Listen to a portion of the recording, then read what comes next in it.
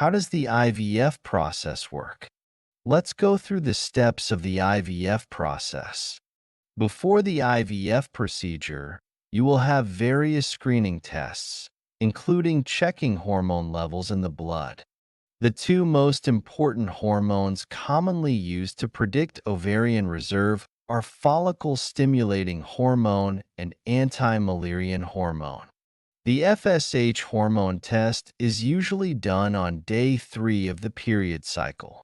As part of IVF preparation, uterine exams and pelvic exams are also done.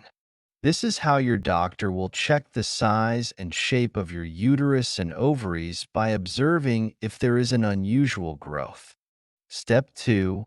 You will have the antral follicle count test. This test is done using vaginal ultrasound, which shows the number of eggs remaining in your ovary. This AFC ultrasound test and the anti-Müllerian hormone level in the blood together predict the available egg reserve in your ovary. Step 3.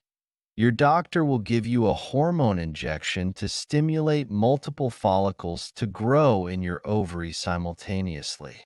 Step 4. Your doctor will retrieve eggs from your ovary using a needle guided by ultrasound. The needle, guided by the ultrasound, will go into the follicle and suck the eggs with the fluid into a test tube. The egg is placed in a petri dish, and the sperm from your partner, which was analyzed before the procedure, is introduced into the eggs in the petri dish.